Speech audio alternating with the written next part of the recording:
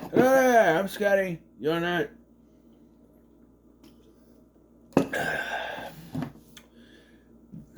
Welcome back to Halloween Horror Month. But today we're talking about what is it? It just seems. No, I can't see anything. A weird light. I don't know why. But it seems weird. Is there always a weird glare from above there? I don't know. We're talking about the movie Death of a Unicorn, which is one of the most misleading titles I ever heard. The unicorn doesn't really die. But I saw this trailer way back when, and thought it looked interesting. But I didn't really. Apparently, it's technically a horror movie, a horror comedy. In a way, I just thought it was a comedy fantasy thing. These unicorns, I don't. It does go into places. It goes places. I see towards the later half. I liked it. Okay, I liked it. So the plot revolves around this guy Elliot, played by Paul Rudd. He and his daughter Ridley. Okay, played by uh, Jenna Ortega. That's not a girl's name. There's literally a guy named Ridley Scott, and you're gonna whatever. They are going on this business trip for her dad, who is a lawyer for this family, and on the way there, they hit a unicorn, which they think dies, so they put it in their car and drive to this place. When they get there, they realize that the unicorn is not dead, but also the unicorn has special abilities, like no, the daughter touches the horn or something, and she sees a vision, and then when Paul Rudd beats the crap out of it with the tire iron or whatever, golf club, they get some of the unicorn blood on them, and it cures his bad eyesight and allergies and gets rid of her acne. Yeah, so this family decides they're going to try to use this to their advantage. And yeah, and it just becomes a battle of Jenna Ortega versus the rest of these stupid ass people that won't listen to what she's saying, including her own Faja. I used the Austin Powers reference. Yeah. The one thing I did say when I saw this trailer was I'm supposed to believe that Paul Rudd is her dad. They're not even the same race. I understand maybe her mom was Hispanic, but still. Can we go back to believable parent-children? Do you remember when they used to cast parents and children on if they look like they could be their kids and their parents not? Let's just get the next big star, two big stars. They're father and daughter. Only thing they have in common is black hair. And I'm pretty sure he dyes his. Because Paul Rudd is past 50 years old. There's no way that's natural black hair. Anyway. This is a guy with barely any hair. I do have hair. Well, it's but there. My son will point it up. Yeah. So,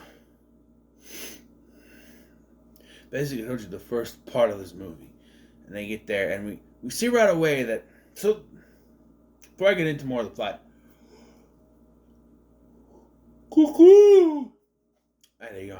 The cast in this. Not only Paul Rudd and Jenna Ortega, but you got Will Poulter, who's back at comedy. He's good at it. Anthony Kerrigan, another great point of laughter in this movie. Richard E. Grant and Taya Leone. They're a married couple, and I do not see them as a married couple. They're in here. And Steve Park from In Living Color. Haven't seen him in forever. I thought he retired or something. But I'm like, I know him. Who is that? And I looked it up. Steve Park from Living Color. He was in one season. But I remember him. Yeah.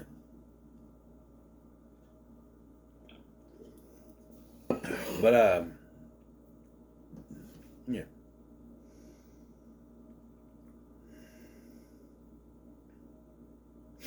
So, once they find this unicorn, And I, like I said, it doesn't die because it looks like it's dead after they hit it. And he beats it with a tire iron. And they put it in the car, and then it breaks out of the car like that deer from Tommy Boy, but not as, you know.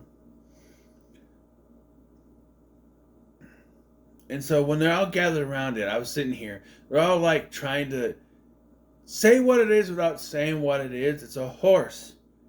Or some sort of horse-like creature with something protruding from his forehead. And they're just going back and forth. And I'm like, it's a fucking... I'm sitting here. I'm like, it's a fucking unicorn. Somebody's got to say it. Jenna Ortega's going to say it. Sure enough, she goes, it's a fucking unicorn. And then you got Will Poulter's joke of, I don't think I should be wearing swim trunks right now. Which is a stupid line, but it made me laugh. I don't think I should be wearing swim trunks for this. But yeah, apparently these were in the trailer, but I didn't remember the trailer. So I just kind of figured out that someone was going to say it. It is an obvious line, right? So yeah, so they use it to cure the guy's cancer. Then there's an argument because Dr. Steve Parker's like, there's no way we can use this to synthesize. And I'm like, what do you mean? He's like, we can cure cancer. There's the cure for cancer. He's like, there's no way to synthesize it. We can't do it. And I'm like, where there is technology, there is a way, right? If you can take a blood sample, a human blood sample, and synthesize it to make a cure for something, why can't you take a blood sample from the unicorn and synthesize that? Right? No? That's the whole thing. And, yeah, this thing cures stuff. But then it gets a little wild towards the end where, like, Will Poulter is just snorting it. And he keeps doing it. And I'm going, what does it do but give him visions? What is like, when you snort cocaine, you do it to get high. This is giving him visions, but at one point he's like, I know what I have to do. And at one point, Jenna Ortega tries to tell people about this tapestry, and no one is listening because we got to stretch this thing out to an hour and a half. So, yeah. Everyone else getting sick of. This seems to be repeated in movies a lot more nowadays for some reason, where you have a character trying to explain something to someone and they don't listen, because if they did, they'd be able to fix the situation right away. That is being written into scripts way too much, way too often. Yeah, I think you need to go for something else, because it seems... I don't know, how many of these have I watched where that's a thing, right?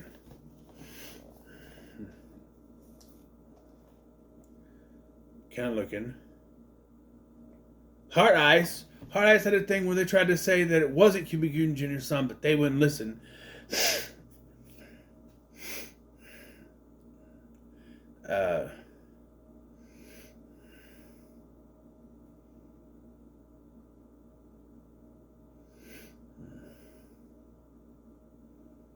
Some Wolfman? No. Clown in the Cornfield. Clown in the Cornfield worked because the people they were trying to tell were in on it. So that's the only one that worked. Y2K, Mr. Crockett. Mr. Crockett to an extent, because it was that lady trying to tell the crazy lady trying to tell the main mom. Let me kind of brush it up. Hellraiser had one. Hellraiser 2 had one. She's trying to say something's going on. No one believes her. Hell of a Summer. That one especially. That one especially was just like, ugh. To the point that way too written in it. Companion had a little bit, but again, people were in on it. And Cuckoo. Cuckoo was the other one. So there's quite a few that I've done where you try to tell someone something, they don't listen. No. But eventually, Paul Rudd, or Elliot, gets the, you know what? No, I'm done with this. I retented my resignation. I'm done. I'm out of here. I'm gone. I'm not doing this. I'm going to go with my daughter. I do like when he walks up to her and she's vaping, and he's like, "You vaping?" She's like, "No." She's like, "No."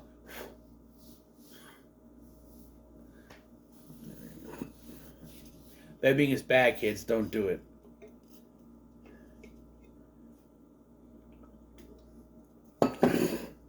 Before anyone goes, well, vaping's better for you than cigarettes. No, the fuck it's not.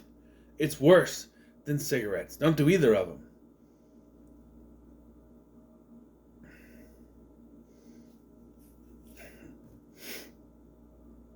I was going to say right off sucking on an exhaust pipe, but that would burn your lips off, so don't do that. No, that would even be dangerous too, I guess. I don't know. Just don't smoke or vape or don't do anything. Eat some cheese. You'll get fat, but at least you won't be coughing. But you choke on it, I guess. But eat cheese. This is a message from Scotty. Anyway, I need it. Do better. Eat cheese. Because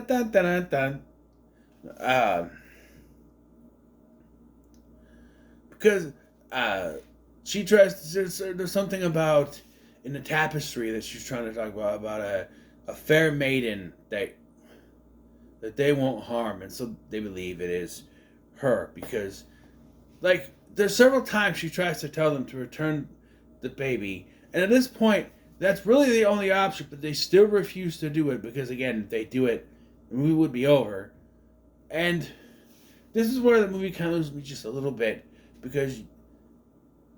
Why are they black unicorns? I get to get angry, they like whatever, but why can't they just be the majestic, sparkly white unicorns like I don't know.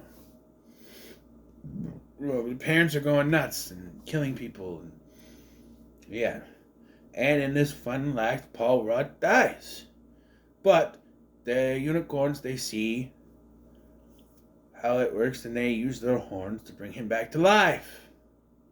And then the 3 unicorns run off. And then the movie pissed me off. Because the cops show up.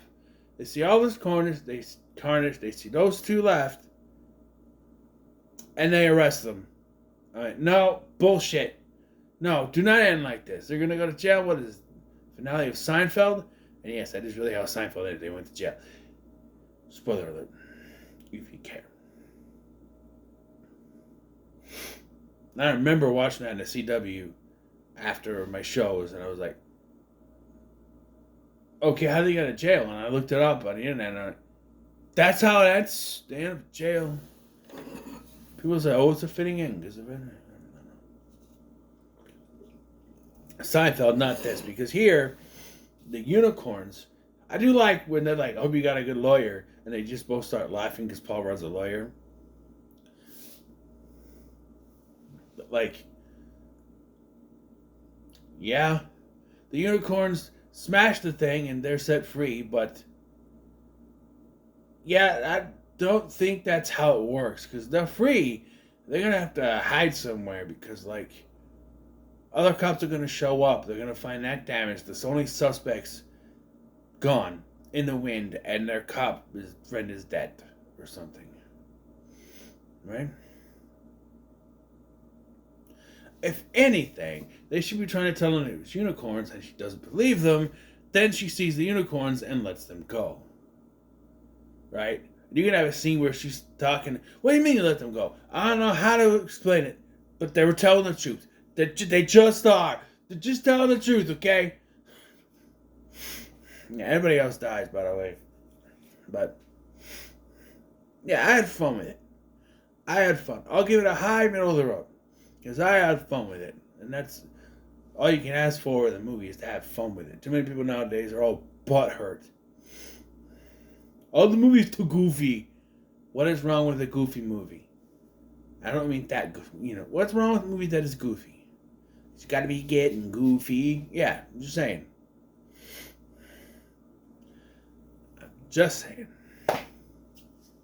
So, what are your thoughts on the death of a unicorn that doesn't actually die?